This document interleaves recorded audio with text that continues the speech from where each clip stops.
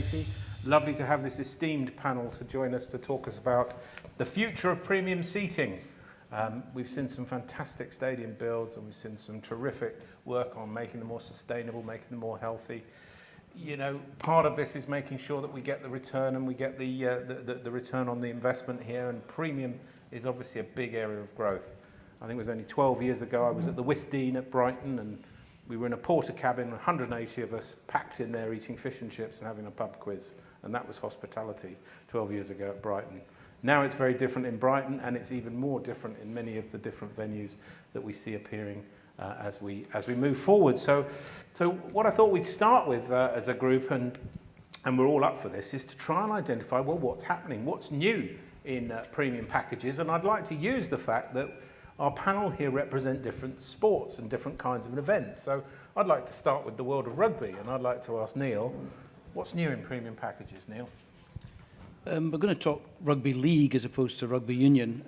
Not that it's necessarily important, but in terms of the premium seat context, I think the hospitality experience or experiences available at rugby league has been much more of the traditional hospitality type, tables of 10, three-course meal, guest speaker type of profile. But certainly we've seen over the last sort of 5-10 years that is becoming increasingly sophisticated, if you like. It's getting more sophisticated at the top end, and it's getting more sophisticated or more fragmented, if you like, at the bottom end. So, you know, we've seen that in all hospitality markets, and I think rugby league is probably 5 to 10 years behind the UK mainstream. So that's what we're seeing. That is moving up market. Mm-hmm. Okay, and Oliver, you've got all sorts of exciting developments coming up with the new stadium at Everton, but what about football? What are we seeing? And here's some lovely pictures of this wonderful new place. Yeah, so hello everybody. If you look out the back window to the wind turbine to the very far left, that'll be where our new stadium is. So all the Reds can look out and be bitter at our sexy new stadium. So what's new in premium? So obviously it's a reset opportunity for the football club, and I would like to think there'll be two new things. So I think there's a new opportunity for sales. I don't see the future selling blocks of seats with a specific price. I see the sales journey being more like an airline purchase, so where you buy what you think is a seat, but then we upgrade you on your seat, so you pay a little bit more. A table in a restaurant, for example, we will assign you a table in a restaurant, but if you want that really good one, you're going to pay for it. But it becomes a bespoke experience, and if it's bespoke, people buy into it more and they feel valued and part of a membership or a club, and I think that's a really important process. Plus, it's going to give us the opportunity to maximise our revenues, which, you know, we're going to have to pay for this. What else is new? I think it's a reset opportunity for the way we'll operate as well. I think football clubs traditionally do pre-match hospitality. What I'd like to do is look at how we can successfully deliver post-match. Football's created a bit of a monster with its TV scheduling. You've got 12 o'clock kickoffs. Nobody wants to have a three-course meal at 9:30 in the morning. So, you know, how can we successfully use the space and have the premium experience being similar to the high street, where you can, you know, eat what you want, when you want, before, after, during. Let's think about turning tables over. But, and I know it's been mentioned loads of times, you know, we really want to replicate the high street. But there's also a lot of crap on the high street. So it's just making sure you get the right product ultimately. Sure. So we've heard a little bit about rugby, we've heard a little bit about football, but we've also got music customers. Becci, tell us a little bit about what's happening with music. Well, I touched on yesterday some of the spaces that we had.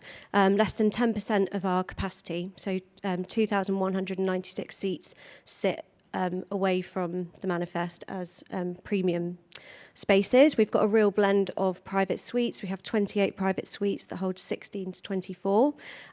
We have 10 different lounges. We have 3 clubs that go till 2 a.m. So it's really about getting people there early and keeping them there late and giving them that full experience. 2 that I just wanted to touch on quickly today, the first being the Hangout, which is actually on level 4, which I think historically level 4 tends to be the nosebleed seats and the sort of the cheap seats, and we've actually turned that into a premium space. So we can do 150 on each side, and it's actually an upgrade, so it's more aimed at that millennial market. As I said yesterday, there's 90,000 students in London, so there's money to be spent, but they're probably not going to buy a private suite. So I don't know if you want to quickly play that video.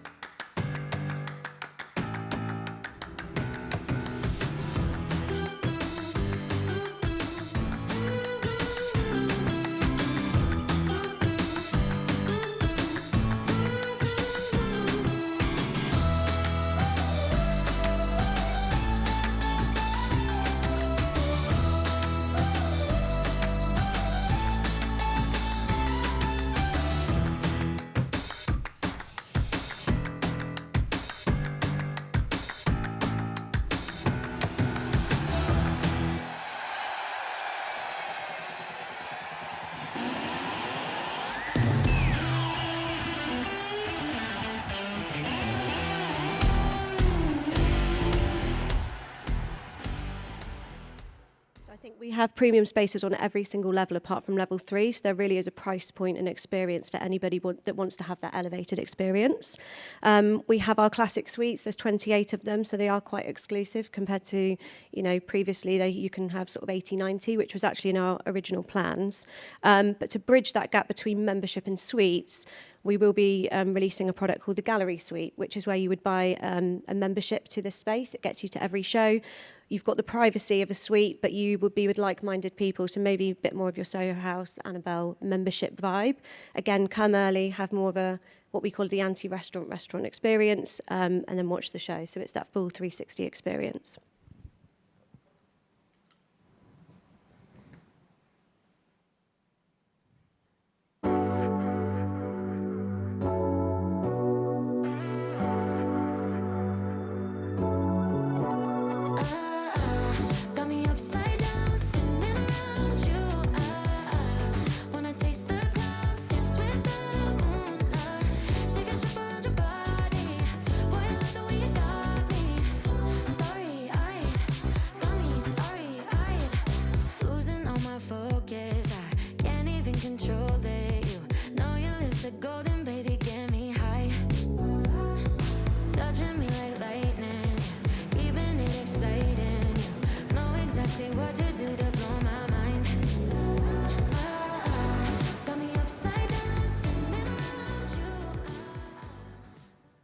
Yeah, so I mean, we have 5 different price points in premium, so really bridging that gap between general admissions, membership, suites, and then our Luxe Premium, which is, we only have 150 capacity across 2 spaces, so it's really sort of, those high net worth individuals or people that really want to be seen or not be seen with like-minded people. I think what might be relevant now, we're looking at different kinds of customers, is I did a piece of work with one of the big pub chains that was doing a lot of refurbs and a lot of refits around the country, but they were finding that the pattern was generally they spend a huge amount of money doing a refit and a refurb, and then there'd be lots of excitement around the launch. The place would fill, and then over the weeks and months that followed, the kind of the novelty value would wear off, and the revenues would start to drop, and then all of a sudden they'd have to kind of go back in and do another refresh, and they kept going round and round and round, and we ran some kind of retreats with some of the leaders of that organisation to try and unpack what was going on and why this was happening. And the conclusion was that they were very, very driven by operational excellence and kind of product look. They weren't driven by this idea of inspiring people to give great customer experience. And the staff were just kind of a byproduct of the whole process. It was kind of, I think it was the point we were making yesterday, that you can either drive things from the product or you can drive things from the ethos of the people that are driving the product. And listening to Debbie this morning on how she's, with KSS, helped create this stadium at Liverpool that kind of smacks of Liverpool and Liverpool's story, not just it being a flash and nice and clever place to be. And I think with some of the welcome that we've had from some of the staff here, you know, you get a real Liverpudlian welcome, and it's all part of the whole thing. So we actually completely refocused the business on inspiring leadership and helping leaders learn how to inspire people, and actually create cultures within these pubs. We used to find in London, for example, you go to meet one unit where the publican would say, oh yeah, well you can't get the staff, there's no point in training them, there's such high staff turnover in this market, it's a waste of time. And then you go to the other side of London to exactly the same pub where someone else will say, I get the same staff every year, they keep coming back, they're really loyal to us, I don't have any problems with staff turnover. And that was something to do with the way the publican was actually behaving. So I'd just like to put that in there, because we're spending a lot of money and time on property when actually we also need to balance it with the software, which is the people in it. And I think that's a good opportunity to bring Angus in, you know, to talk more generally with your view on what's happening with premium packages in general with other audiences, Angus. Yep. Thank you. Hello, everyone. I'm very much fresh off the boat from Japan with a negative COVID test result, mine, but yeah, very fresh off the boat from 5 years there. So excuse me if I speak in Japanese a little bit or bow from time to time. But I'll base my, I suppose, answer on those last 4 years in the Rugby World Cup and the Olympics, where from a premium seat perspective, Japan being not a very mature market with hospitality, I suppose it really depends on where you're running a hospitality program, but we had to really think outside the box in terms of the packages, and I think there were some images of sort of some of the structures that we had to put together, and it's down that informal route. I think Becci mentioned bridging the gap and creating these sort of fan experiences. With a Rugby World Cup being every 4 years, you get a lot more travelling supporters rather than just sort of week on week, so it's more people that are looking for something just more than a ticket experience.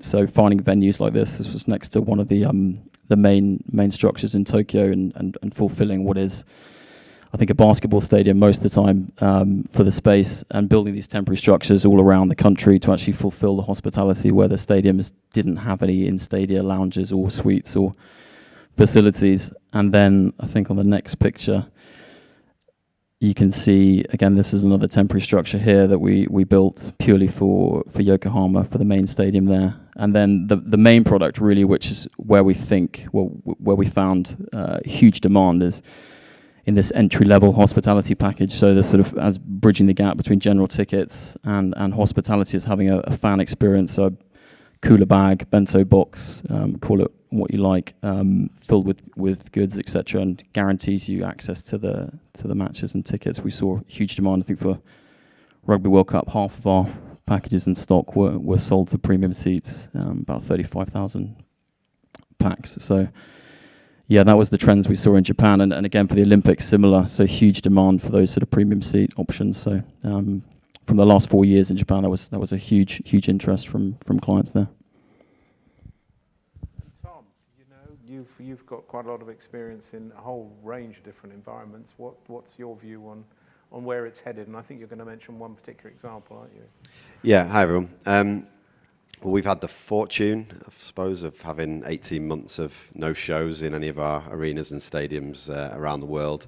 Obviously, it's been a very difficult time, but I think that's actually allowed us to pause, as most people have, and actually think about resetting. I think somebody used that phrase before, and for us, we're going through a complete overhaul now of what premium and hospitality actually means for our customer base, and how you apply that to a theatre, a major arena, or indeed a stadium. So we're working on a number of new builds in different cities, but we're also putting as much effort into rethinking what our premium experiences are in our existing venues. And I think COVID has probably given us a bit of time to think, and obviously getting off that that kind of hamster wheel of just operating and trading and dealing with clients day to day, you know, it's enabled us to stop and think what those clients actually need, and more importantly, who the clients are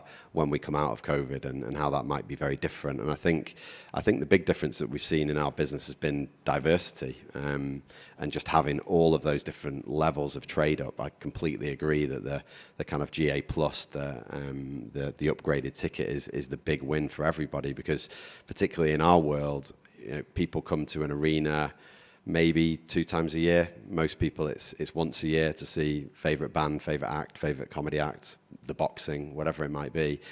So, you know, you haven't got that touch point regularly with that client, and but equally they've got a real need to treat spend.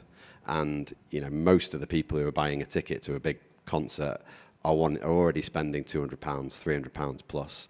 So inevitably they want to trade up, they want to spend more, and I just think historically arenas in particular have just not offered enough of those trade up opportunities. So yeah, diversity is the key, and more trade up opportunities in a GA context.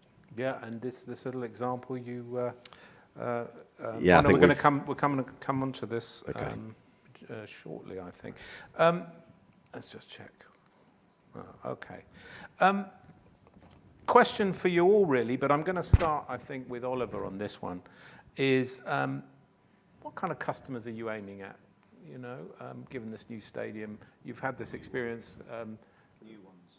Yeah. Right. Okay. Well, how are you going to target those? What kind of customers are we talking about? So. Hello? That's better. Sorry about that. Yeah, so we're going from, for those that don't know, 39,000 to 52. It'll be 56 with standing by the time we open. We're going on a journey from about 1,350 premium or hospitality seats to 5,425 at the last count, so quite a considerable jump. So yeah, it's a new demographic. Personally, I believe the vast majority already attend Goodison Park. They will come from our season ticket holders, really, and we will be given. What I want to do within the stadium is to offer them the match day experience that they currently have. They rock up to Goodison about 8 minutes before kickoff. They drink cheap beer on County Road, and afterwards they'll go and sing karaoke and do what Evertonians do, whether win, lose or draw. And I want that to happen in the stadium. So with the help of designers and hopefully a big enough budget, I'm looking to achieve that. But it's a demographic, I would think, from 25 to 35-year-olds. We know they've got the money. They all rock around in Moncler coats and expensive trainers, and they all get the nails done 3 times a week. So we know they've got the money. So it's just about selling them the right product and matching their experience and matching their expectations. I think it was a really interesting point about the match day or the one-off visitors and seasonal. What I think, and it's a controversial thing, I think that the 2 very different products. You should have spaces dedicated to a seasonal customer, and within football we're quite unique to have 25 games visited by the same people. We can't just keep churning out the same match day experience. It has to be different. But seasonal should be about belonging and being part of that club, whereas your one-off purchases, it's Instagrammable, it's memorable, it's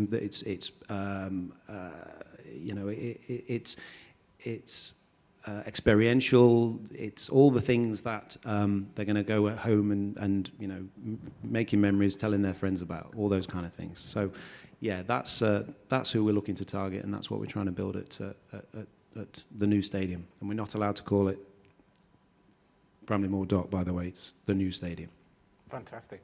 Neil, what are your thoughts on the kinds of customers you're aiming at, and how are you going to find them, and what are your demographics?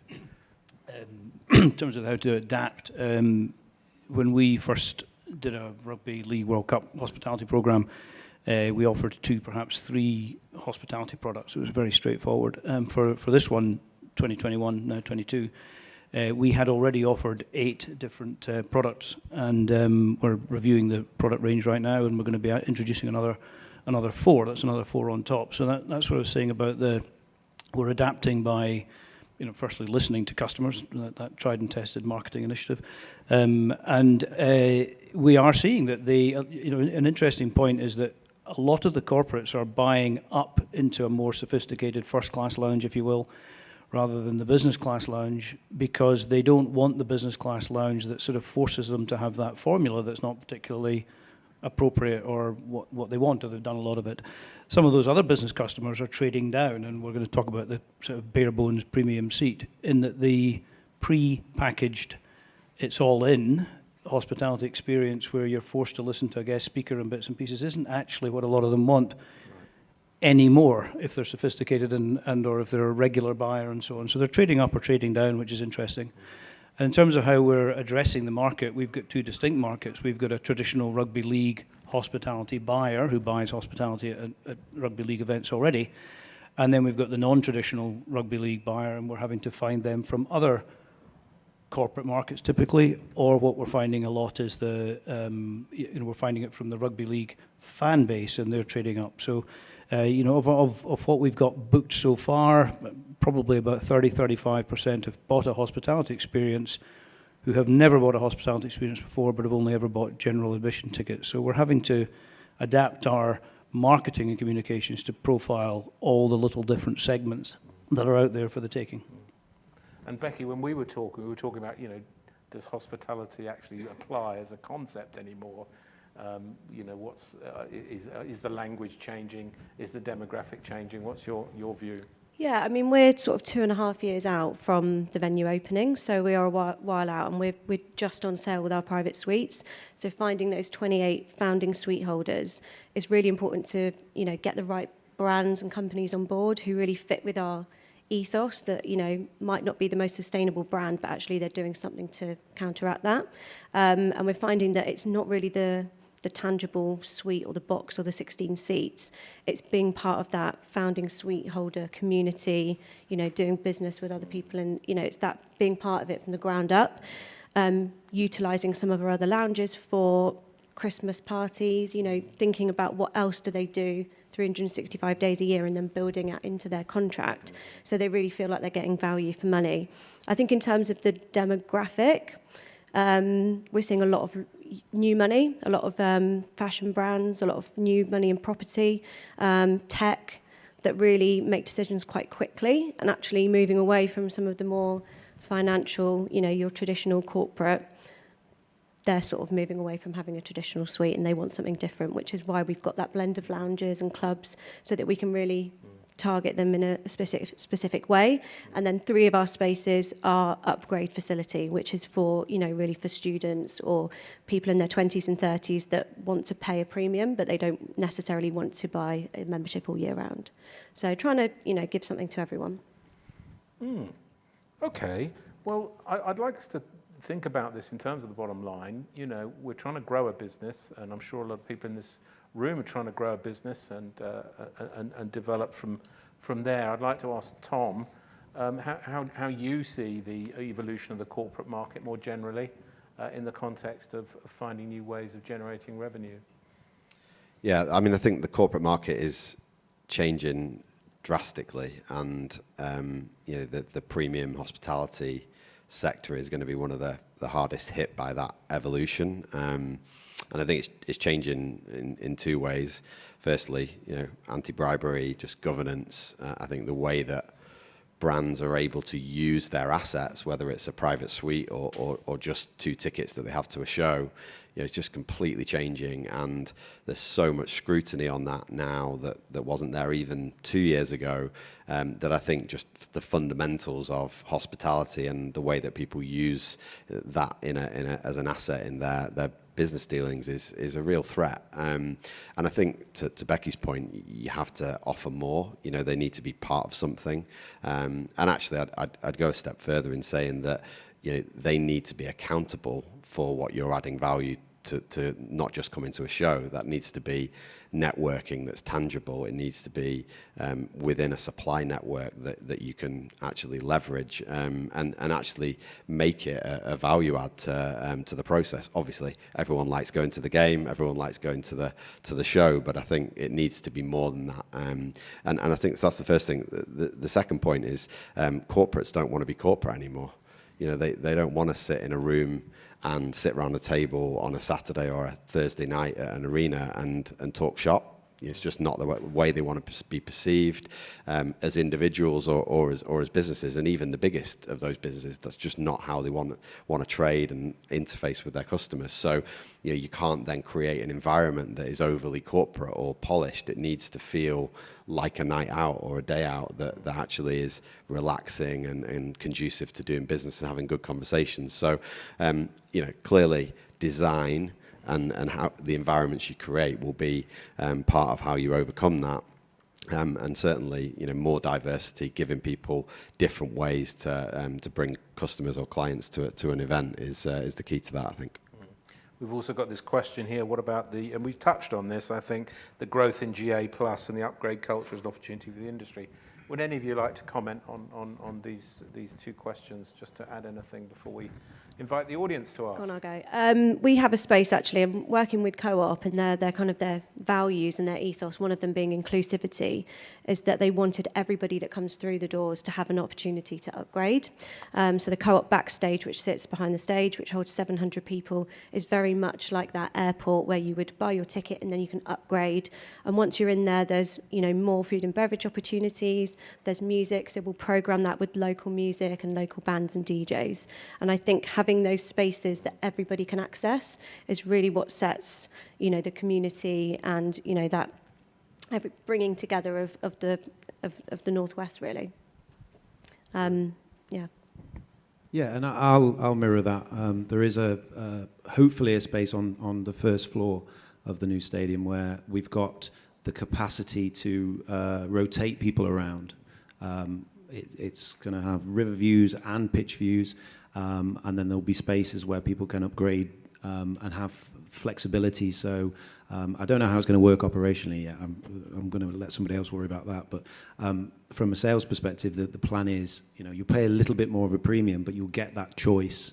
And you'll get the flexibility that I really think clients want now, because time is precious.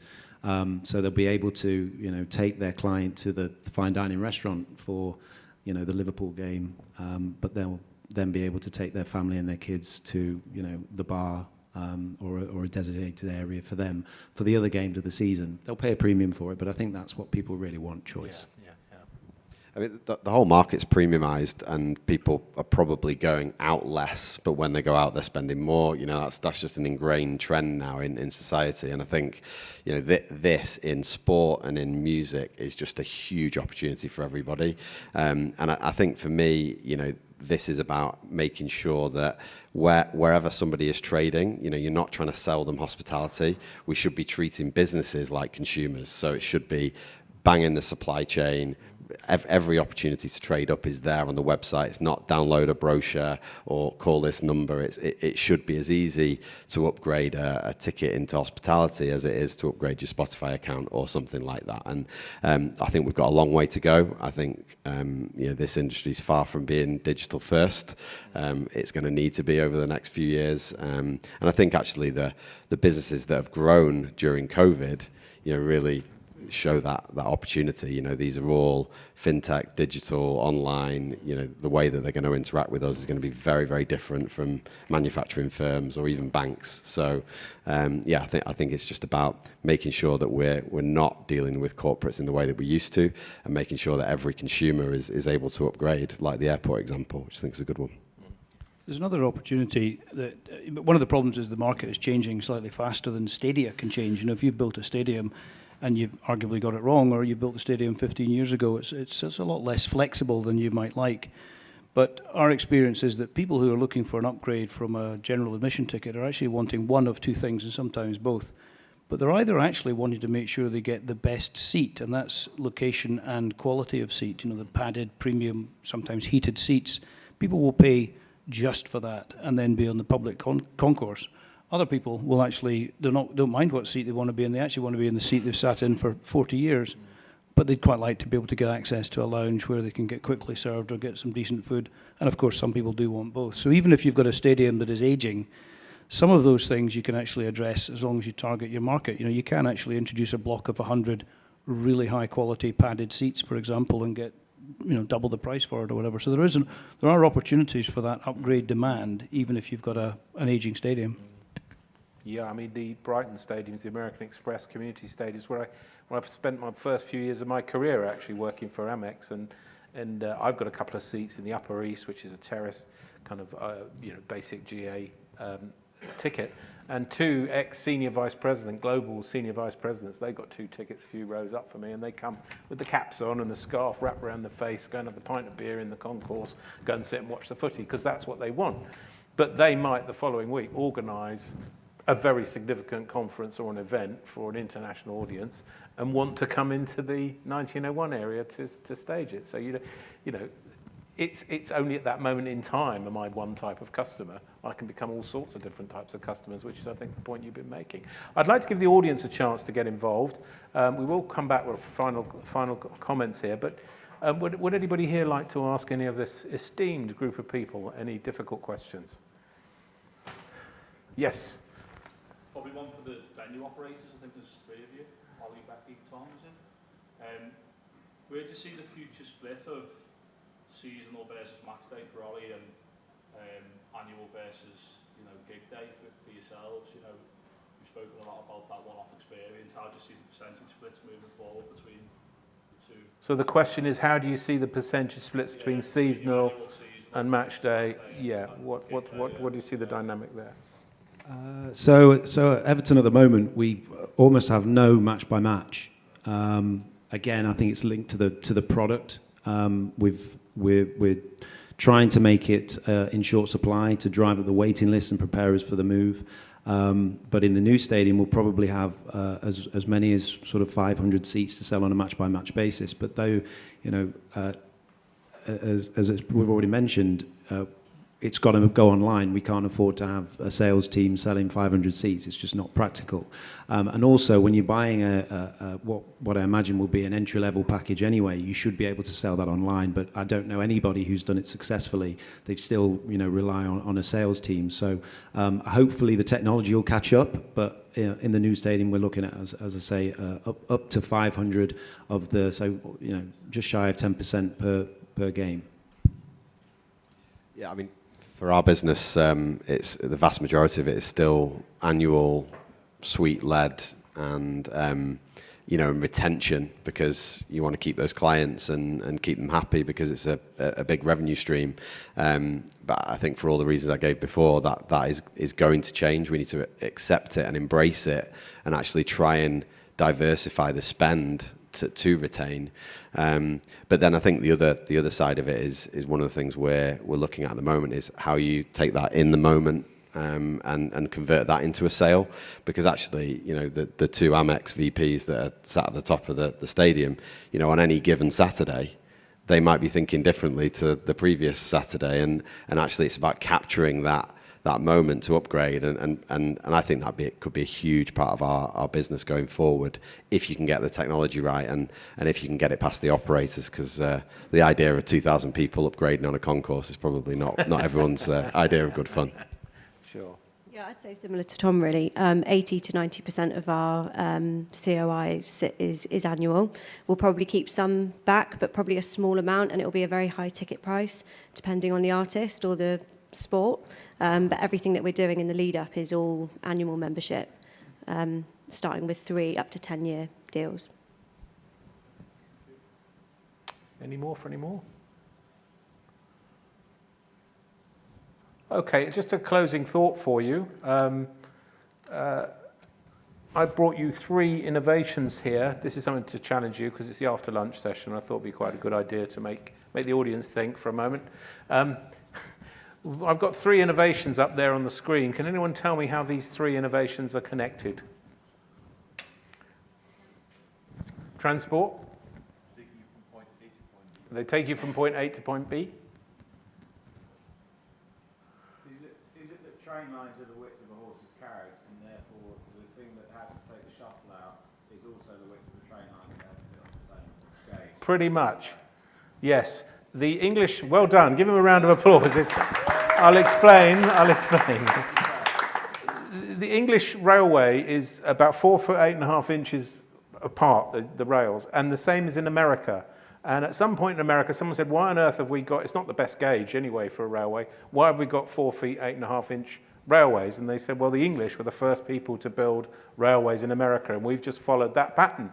And the reason the English have 4 foot 8.5 inch railways is because the wagon makers who started the railways used to make wagons that had that width of wheels on their wagons. And the reason they did that was generation upon generation upon generation, going back to the Roman chariots who occupied Britain 2,000 years ago, used to ride up and down the main roads of Britain with chariots and create ruts.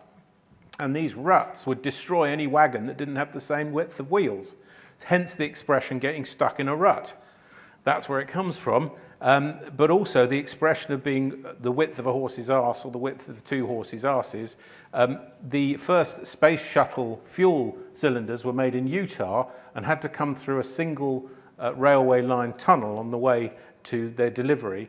And that railway was 4 feet 8.5 inches wide, and therefore the width of 2 horses' arses, and that's the expression they used to use, was as wide as those 2 fuel pods for the space shuttle could be. So it's an example of how Roman chariots actually dictated the size of a fuel pod on a space shuttle.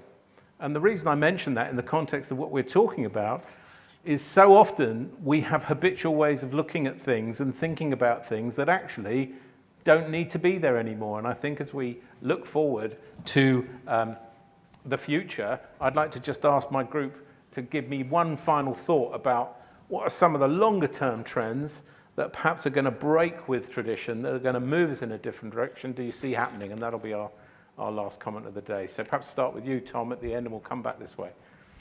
Yeah, thanks. So I think two things that we're thinking about at the moment. One is the historic kind of real estate was always, closest to the stage, halfway line, whatever. And I think the future for us is about creating a spectacle away from the stage or the pitch. So, someone said Instagrammable. I think that's the kind of base level. It's got to be somewhere that people want to spend some time, pre-show, post-show, or even during the show, because they don't care. They just want to be there. Angus. Yeah, I think we've touched on a few things, but flexibility, I think, is the main thing. So having a range of packages from entry level all the way through to your premium seats is hugely important. And a stadium like Anfield has done it really well, as you can see all the new venues they've got here, having the informal packages through to really high-end private suites as well. And I think, as Tom just mentioned, having something that's a sort of add-on experience is hugely valuable. And we had it a few years back at the World Athletics Champions, and actually being able to get out on the track, get in the starting blocks, do that was a huge add-on for customers. And so adding something like that to a hospitality package, I think, is a real value add. Yeah, I think smaller, curated, personalised experiences, and also creating spaces where people can network and meet other people similar to them. And then I think also about creating spaces that bring people there early and keep them there late, so they get that full 360 experience. Lovely, thank you. Oliver. Yeah, and following on from Becci and Angus, I think it's really just make it fun. If we're going to sell, we'll continue to sell to the B2B audience, but they want to have fun. They don't want it to be bored anymore. So everything we should do should be adding a bit of humour and a bit of fun. So that's what I think is the future. Thank you. Neil? I think it's going to become a much, much bigger part of the commercial income as people demand more. The demand goes up, the demand's going to go up and the prices go up. We have to deliver it, service it better, but it's going to be in the long term in the commercial interests of the venues or operators. Brilliant. Folks, here was our panel. Would you like to join me in thanking them for giving us a good session there? And that's us done. I hand you back to